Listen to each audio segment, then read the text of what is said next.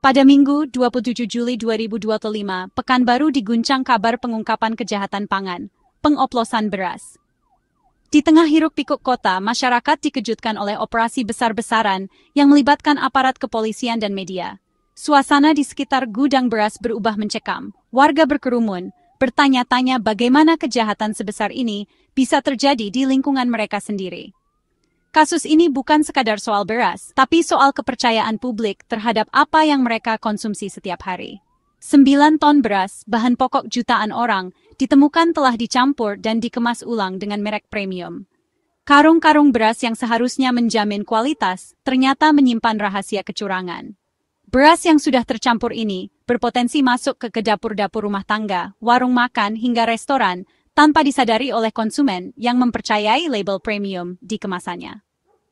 Gudang di Jalan Sail, Tenayan Raya, menjadi pusat operasi ilegal yang mengancam kesehatan dan ekonomi warga. Di balik temboknya, aktivitas mencurigakan berlangsung selama berbulan-bulan, memperlihatkan betapa lemahnya pengawasan distribusi pangan di tingkat lokal. Warga sekitar pun merasa resah, khawatir akan dampak jangka panjang dari praktik curang ini. Beras berkualitas rendah dicampur dengan beras program pemerintah, lalu dijual seolah-olah premium. Proses pencampuran ini dilakukan secara sistematis, dengan tujuan meraup keuntungan besar tanpa memikirkan risiko kesehatan masyarakat.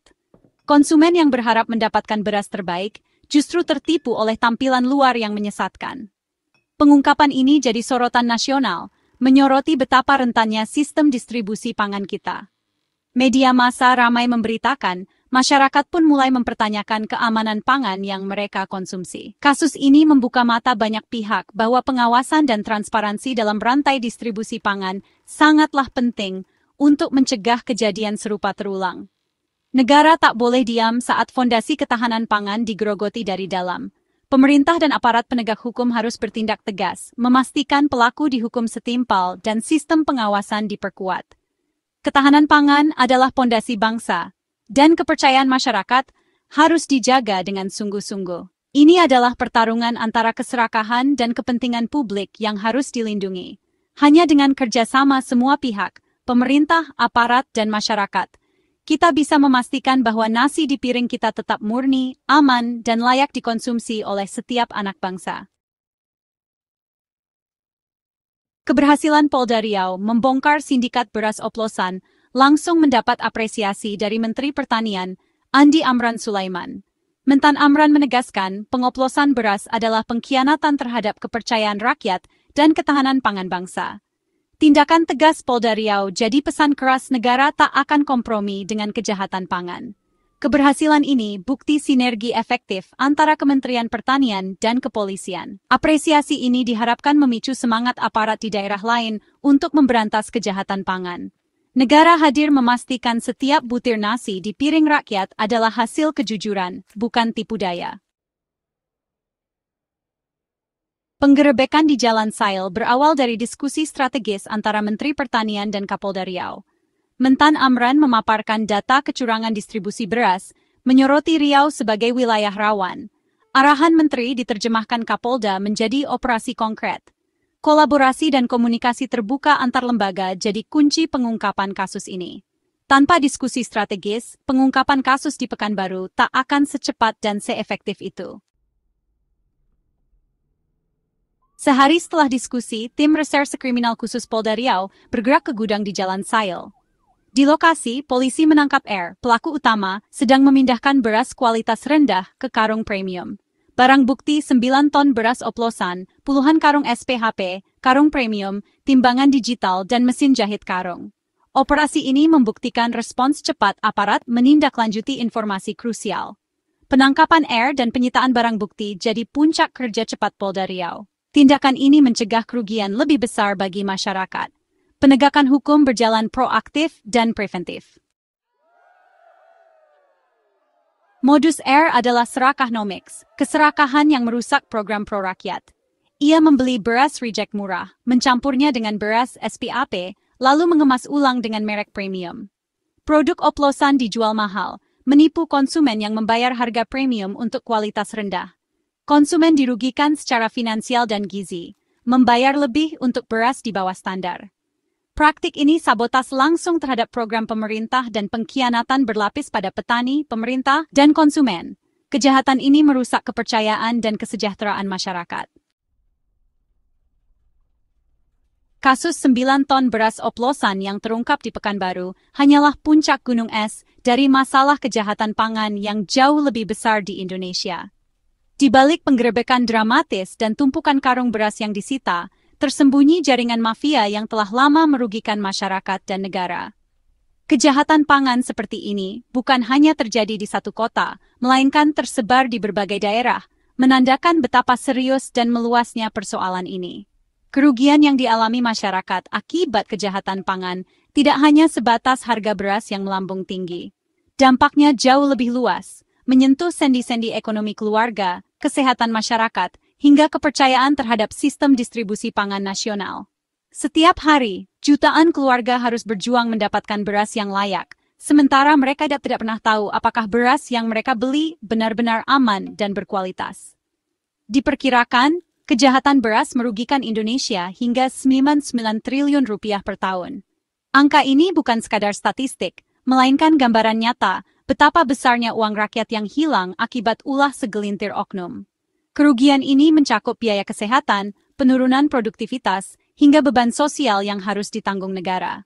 Dana yang seharusnya bisa digunakan untuk meningkatkan pendidikan dan gizi anak-anak justru mengalir ke kantong mafia beras. Akibatnya, generasi muda terancam kekurangan gizi, dan kesempatan mereka untuk mendapatkan pendidikan yang layak pun ikut tergerus. Konsumen pun terpaksa membeli beras dengan kualitas buruk, bahkan seringkali dengan harga yang tidak masuk akal. Anak-anak menjadi korban utama karena asupan gizi mereka terganggu akibat beras oplosan yang beredar luas di pasaran. Runtuhnya kepercayaan publik pada label, sertifikasi, dan program pemerintah menjadi kerugian terbesar yang sulit diukur. Ketika masyarakat tidak lagi percaya pada apa yang mereka beli, maka seluruh sistem pangan nasional berada dalam ancaman.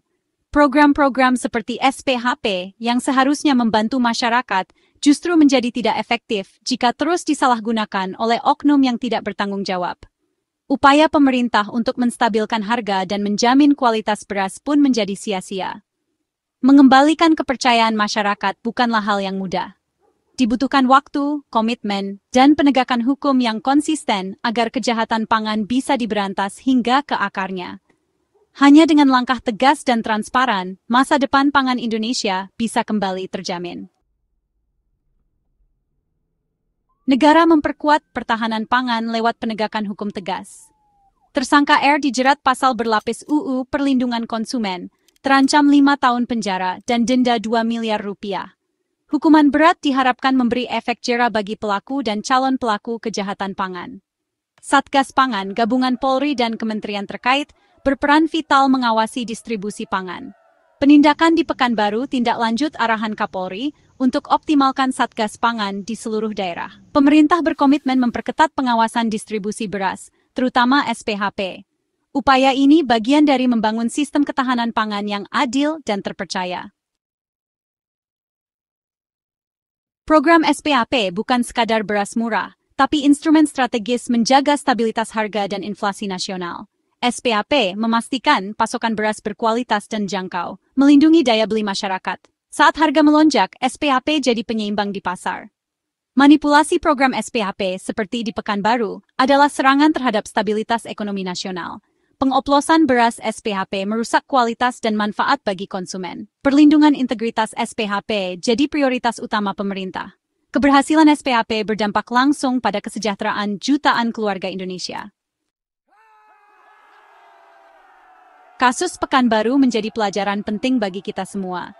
Ancaman krisis pangan bukan sekadar isu yang jauh dari kehidupan sehari-hari, melainkan kenyataan yang bisa menimpa siapa saja, di mana saja, tanpa memandang latar belakang. Kota yang selama ini dikenal sebagai pusat ekonomi dan perdagangan pun tak luput dari ancaman ini.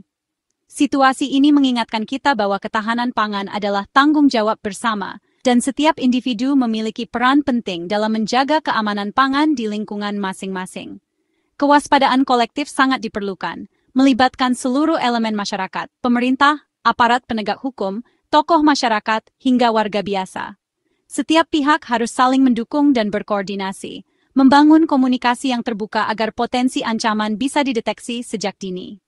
Kolaborasi lintas sektor menjadi kunci untuk menciptakan sistem pengawasan yang efektif dan responsif terhadap setiap perubahan situasi.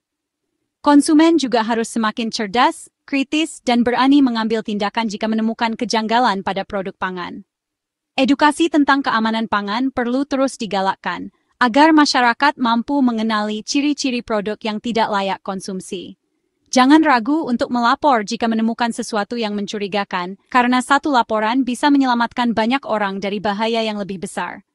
Setiap laporan warga, sekecil apapun, bisa menjadi petunjuk penting untuk membongkar kejahatan pangan yang lebih besar dan terorganisir.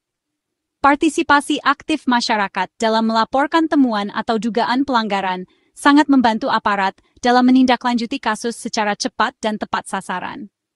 Dengan begitu, rantai kejahatan pangan bisa diputus sebelum menimbulkan kerugian yang lebih luas. Pemerintah dan aparat penegak hukum wajib menjaga pengawasan ketat di seluruh rantai distribusi pangan, mulai dari produsen, distributor, hingga ke tangan konsumen. Pengawasan yang berlapis dan berkelanjutan sangat penting untuk mencegah masuknya produk ilegal atau berbahaya ke pasar. Setiap titik distribusi harus diawasi dengan cermat, agar tidak ada celah yang bisa dimanfaatkan oleh pelaku kejahatan. Sinergi antar lembaga harus terus diperkuat, baik di tingkat pusat maupun daerah. Kerjasama antara pemerintah, aparat penegak hukum, dinas pertanian, dan lembaga terkait lainnya sangat diperlukan untuk menutup setiap celah yang bisa dimanfaatkan oleh mafia pangan. Dengan koordinasi yang solid, upaya pencegahan dan penindakan bisa berjalan lebih efektif dan menyeluruh. Perang melawan mafia pangan adalah maraton, bukan sprint. Dibutuhkan konsistensi, ketekunan, dan komitmen jangka panjang dari semua pihak. Setiap langkah kecil yang dilakukan secara terus-menerus akan membawa perubahan besar. Konsistensi dalam pengawasan dan penegakan hukum menjadi kunci utama untuk menciptakan sistem pangan yang aman dan berkelanjutan. Melindungi pangan berarti melindungi masa depan bangsa. Setiap butir nasi yang kita konsumsi harus dipastikan berasal dari proses yang jujur dan aman, bukan hasil tipu daya atau kejahatan. Dengan kewaspadaan kolektif dan pengawasan berkelanjutan, kita bisa memastikan generasi mendatang tumbuh sehat, kuat, dan sejahtera.